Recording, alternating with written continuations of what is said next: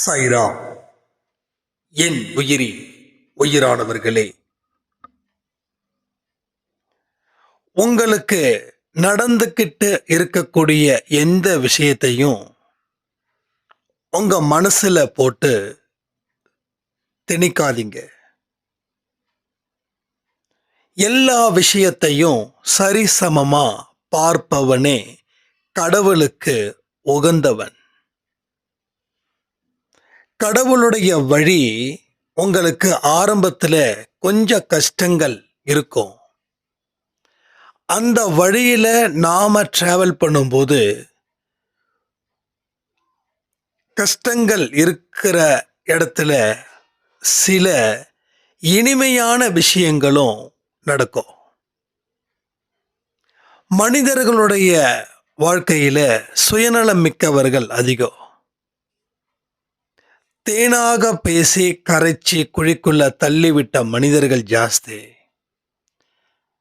ஏன்னா இன்னைக்கு இருக்கக்கூடிய கலியுகத்துல பலர் உங்களுக்கு விஷத்தை கொடுப்பாங்க. ஆனா பார்க்கறதுக்கோ ஒரு பால் மாதிரி, ஒரு அமிர்தம் மாதிரி இருக்கும். ஆனா கடவுள் வழியில செல்பவர்களோ, கடவுளை சார்ந்து இருப்பவர்களோ வாழ்க்கையில ஒரு மிகப்பெரிய லட்சியத்தை அடையக்கூடியவர்களாகவே இருப்பார்கள். நேத்து சிறப்பா இருந்தவங்க இன்னைக்கு சிறப்பில்லாமலும் போவாங்க. ஏன்னா மனிதர்கள் கிட்டத்தட்ட பச்சோந்தி மனிதர்கள் போல. கடவுள் என்ன சொல்றாரு? யாரையும் நம்புங்கன்னு சொல்லல, யாரையும் நம்ப வேண்டான்னு சொல்லல. முதல்ல உங்களை நீங்க நம்புங்க, உங்களை நீங்க அன்பு செலுத்துங்க, உங்களை நீங்க நேசியுங்கள். முதல்ல உங்க கிட்ட இருந்து தான் படிப்படியா வெளியில வரணும்.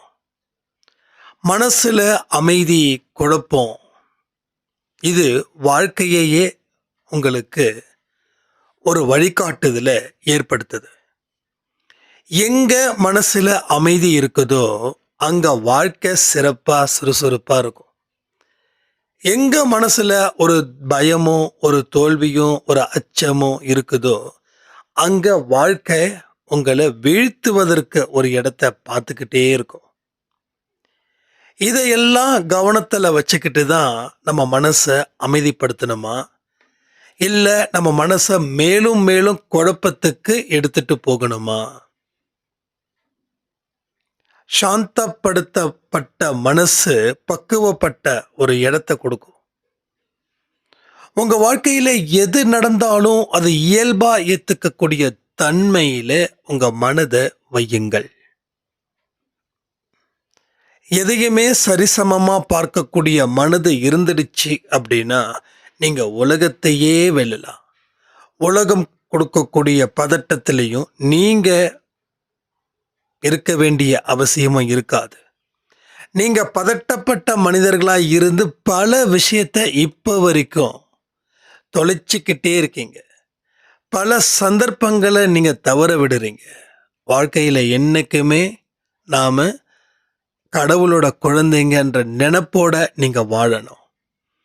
எப்பெல்லாம் உங்க வாழ்க்கையில சோகம் தாக்குதோ அப்பெல்லாம் சாய்பாவை அழையுங்கள், மனதார அழையுங்கள், துதியுங்கள். துதிப்பாடுதல், அவரிடம் பேசுவது எல்லாமே உங்க வாழ்க்கையில ஒரு சிறப்பான தருணத்தை அது நிச்சயமா ஏற்படுத்தும். கவலைகளை தூக்கி எறிஞ்சிடுங்க. யாராலையும் எதுவும் இங்க நடக்க போறது இல்லை. உங்களால தான் உங்களுக்கு அத்தனை சந்தோஷமும் அத்தனை துக்கமும். எங்க நமக்கு பற்று இருக்குதோ அங்க ஆசை வரும். அது நடக்கலைன்னா கோபம் வரும். கோபம் விரக்தியை கொடுக்கும். விரக்தி வாழ்க்கையில அழிவு கொடுக்கும். அதனாலதான் கடவுள் சொல்றாங்க, ஆசையே துன்பத்திற்கு காரணம், செயல்படு ஆனால் பற்றில்லாமல் செயல்படு. பலனை எதிர்பார்க்கறதற்கு உனக்கு எந்த அதிகாரமும் கிடையாது. கடமையை செய்வதற்கு மட்டுமே நான் உனக்கு அதிகாரம் கொடுத்துருக்கேன். இது எல்லாமே நம்ம தெரிஞ்சுக்க வேண்டிய பல விஷயங்கள்.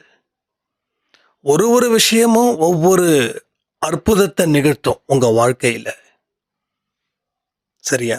இப்ப நீங்க முடியாது அப்படின்னு நீங்க இருக்கீங்கன்னா, உங்க மனசுல ஒரு விதமான பதட்டம், பரபரப்பு, துன்பம், துக்கம், சோகம் எல்லாமே. அதனால தான் எதையுமே நம்மால செய்ய முடியவே இல்ல. அப்ப எல்லாத்தையும் ஓரம் தள்ளி, கடவுளே நீ தான் என்னை ஆசீர்வதிக்கணும். என்னுடைய கைகளில் இருந்து எடுத்து வைக்கப்பட்ட அத்தனையும் உன்னிடமே குடுத்துட்டேன். இப்போ என் கைகளில எதுவுமே இல்ல. இனி என்னோட வாழ்க்கை உன்னுடைய கையில நான் ஒப்படைச்சுட்டேன். என்னுடைய கடமைகள் நான் சிறப்பா செய்கிறேன். பலனை எதிர்பார்க்கல. நீயே எனக்கு துணை. நீயே எனது வேதம். நீயே எனது வாழ்க்கை. அந்த மாதிரியான மனநிலைய நம்ம தயார் செய்யணும். அப்பதான் ஒரு உண்மையான ஆன்மீக வாழ்க்கை என்ன அப்படின்றதே புரியும். பலருக்கு வாழ்க்கை பத்தி புரியல. அதனால தோக்குறாங்க. செயல்படாத எந்த ஒரு மனிதரும் வாழ்க்கையில உருப்படி இல்லாம போவாங்க. உங்களால என்ன முடியுமோ அதை செயல்படுங்க. கர்மயோகம். கர்மயோகத்தை மறந்தவன் வாழ்க்கையில எதையுமே சாதிக்க முடியாது. உங்களால எவ்வளவுக்கு எவ்வளவு நன்மைகள் செய்ய முடியுமோ அவ்வளவுக்கு அவ்வளோ நன்மைகள் செய்யுங்க. உங்க வயதை பத்தி கவலைப்பட வேண்டாம். ஒரு செடிக்கு தண்ணி ஊத்துறது கூட ஒரு யோகம்தான். ஒரு பறவைக்கு சாப்பாடு வைக்கிறதும் தண்ணி வைக்கிறதும் ஒரு யோகம்தான். ஏன் எல்லாத்தையும் தாண்டி மூச்சு விடுறமே அதுவே யோகம்தான். எல்லா செயல்களிலும் கவனத்தை வையுங்கள். அதுதான் யோகம். அதுதான் கர்மா. ஸோ கர்ம வினைகள் மூலமாக தான் நம்ம பற்றற்ற நிலையில் வாழ முடியும். அதையும் புரிஞ்சுக்கணும். நிறைய பேருக்கு நன்மைகள் செய்யுங்க. எல்லா உயிர்களும் உங்கள் உயிர்களாக நினைக்கக்கூடிய மனது கடவுள் உங்களுக்கு கொடுத்துருக்காரு. அந்த மனது ஒரு பெரிய அளவில் சோகமும் எதிர்பார்ப்பும் அவநம்பிக்கையும் கொண்டு இருக்குது. அதை நீங்கள் சுத்தம் செய்துட்டா வாழ்க்கையில் பயங்கரமான அற்புதமான ஒரு இடத்துக்கு நீங்கள் போகலான்னு சொல்லி இந்த பதிவை நான் முடிக்கிறேன். ஜெய் சாய்ராம்.